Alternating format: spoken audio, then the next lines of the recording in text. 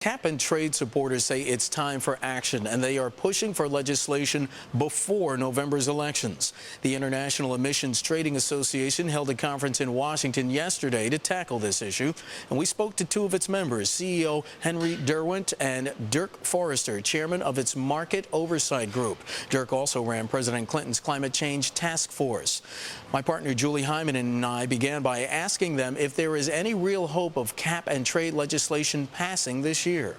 Well, I think we can remind people that a cap-and-trade approach really doesn't have any rivals in terms of keeping cost of whatever action is going to be taken down. This is the way economists and those with experience of cap-and-trade in operation in Europe and elsewhere have seen over a long period of making sure that if you've got to make these reductions, you make them in a sense which goes with the grain of the market rather than against it. That saves people money, which can't be bad. Dirk, let me turn to you, because what about the urgency of this? Because the president did talk about cap and trade in his State of the Union, but as we know, it seems as though jobs and health care have really superseded it in terms of priority. Well, certainly it's a crowded legislative agenda, but I think the need for getting the clean energy infrastructure moving is also a need that relates to the climate change bill and relates to the jobs agenda. So really, these things can all go hand in hand. But I admit it's a crowded legislative agenda, but I do think there's plenty of time for the Senate to get its part done in conference with the House this summer. Well, Dirk, as you know, this is one of those times when we have midterm elections. Is this something that Congress can pass before November? I think it's something that there is time to pass, and I don't think it gets any easier next year. In fact, in emissions terms, we fall further behind. We're digging ourselves into a hole that's even deeper to have to dig ourselves out of.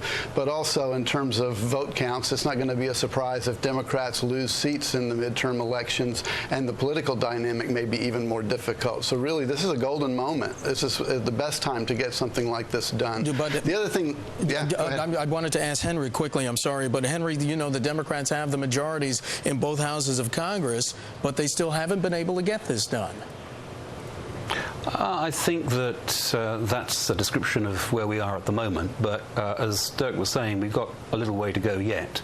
It's quite clearly a really, really tricky business to try to get all the elements together which actually get people prepared to vote for the central proposal here.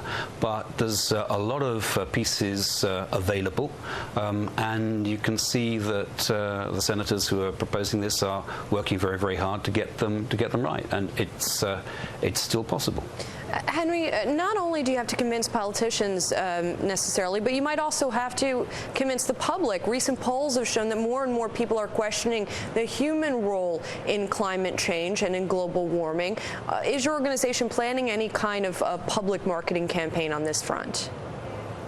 Well, we are the sort of organization which takes essentially the level of ambition that politicians decide on and then deals with the technical question of how to actually achieve that at lowest cost. But speaking for myself, I find it really more of a reflection of the fact that people have got other things to worry about in terms of economic problems and so forth.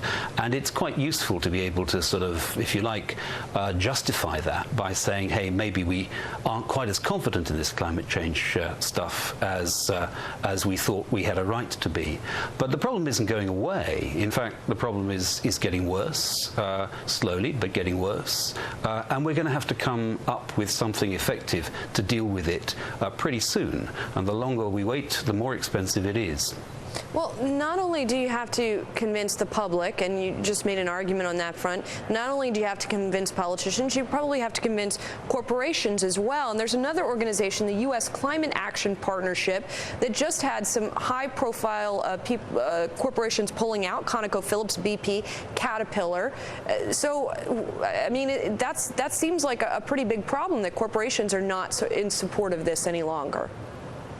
It depends what you mean by this. I don't think you'll find that those are companies which have moved away from a position that there is a need to do something on climate change, and that there is a need to establish a clear framework which will help them determine their own investment patterns and so forth in the future. Everybody wants to get this settled. Right. What those companies are not all that happy about is the way that the current legislation, which is being argued about in Congress at the moment, is actually shaping up. In other words, this is a part of the process of putting the sausage together. And Henry Derwent added that the United Nations must replace its climate chief with somebody who has the political weight and confidence of major countries once the current chief, Ivo de Boer, resigns.